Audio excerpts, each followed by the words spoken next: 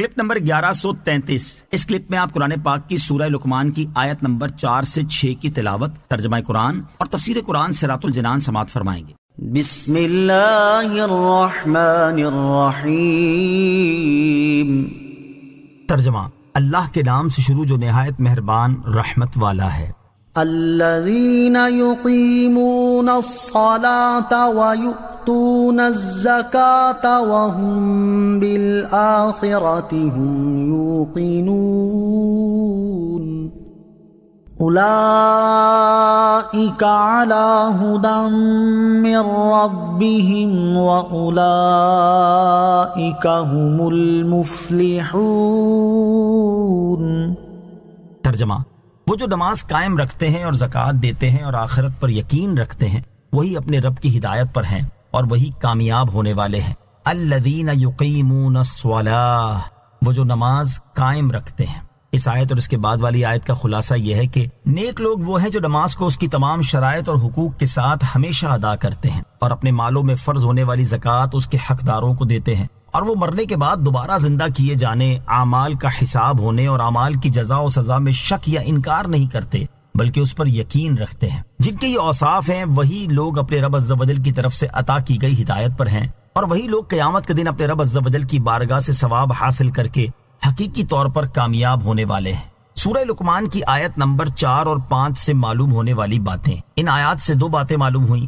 Number 1، ہر عقل مند انسان کو چاہیے کہ وہ نیک لوگوں کے اوصاف اپنا کر حقیقی کامیابی حاصل کرنے والے حضرات میں شامل ہونے کی بھرپور کوشش کرے۔ نمبر 2، جب تک اللہ تعالیٰ کسی کو ہدایت نہ دے تب تک وہ ہدایت نہیں پا سکتا، لہٰذا ہر ایک کو چاہیے کہ وہ اللہ تعالیٰ سے ہدایت طلب کرتا رہے اور نیک اعمال کی توفیق مانگتا رہے۔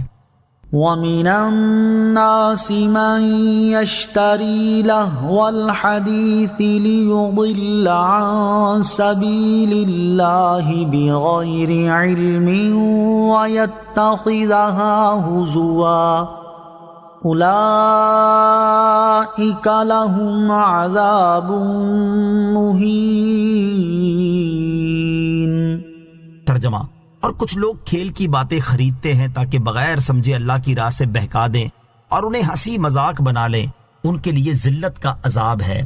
وَمِنَ النَّاسِ مَن يَشْتَرِي لَهْوَ الْحَدِيثِ، اور کچھ لوگ کھیل کی باتیں خریدتے ہیں۔ شان نزول، یہ آیت نضر بن حارث بن کلدہ کے بارے میں نازل ہوئی جو کہ تجارت کے سلسلے میں دوسرے ملکوں کا سفر کیا کرتا تھا۔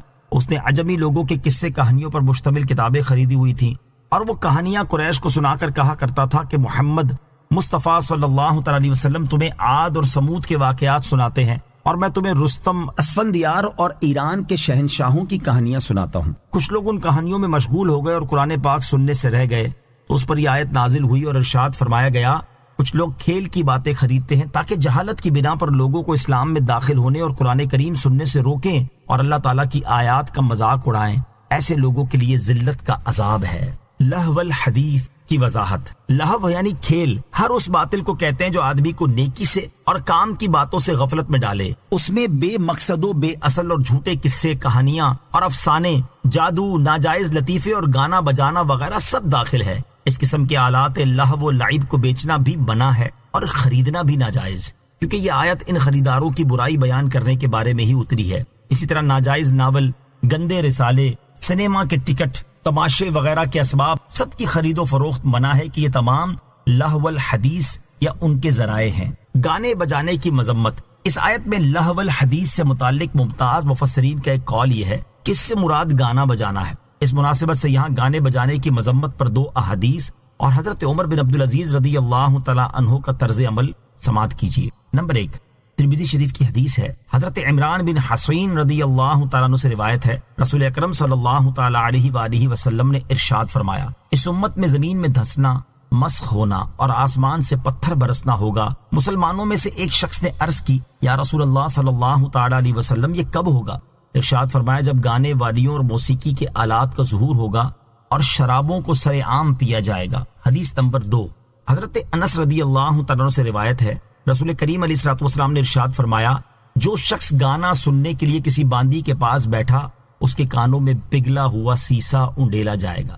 حضرت عمر بن عبدالعزیز رضی اللہ تعالیٰ عنہ نے اپنے بچوں کے استاد کی طرف خط لکھا اور فرمایا، یہ خط اللہ عز و جل کے بندے عمر امیر المومنین کی جانب سے سہل کی طرف ہے، اما بعد، میں نے اپنی اولاد کی تربیت کے لیے اپنی معلومات کی بنا پر تمہیں منتخب کیا ہے۔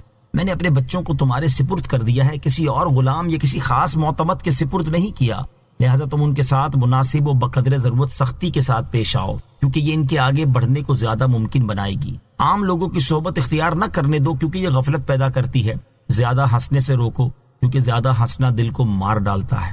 تمہاری تعلیم سے سب سے پہلے جس چیز کا میرے بچے اعتقاد رکھیں وہ لہو و لعب سے نفرت ہونی چاہیے، جس کا آغاز شیطان کی جانب سے ہوتا ہے اور اس کا انجام رحمان کی ناراضگی ہے۔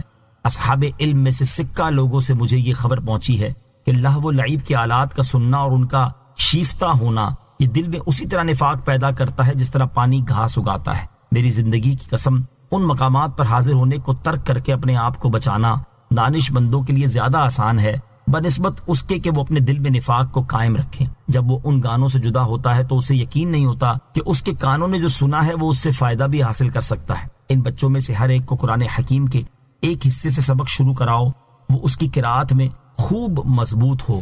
صلو علی الحبیب صلی اللہ تعالی علی محمد صلی اللہ تعالی علیہ وسلم۔ مجھے اپنی اور ساری دنیا کی لوگوں کی اصلاح کی کوشش کرنی ہے انشاءاللہ عز و جل۔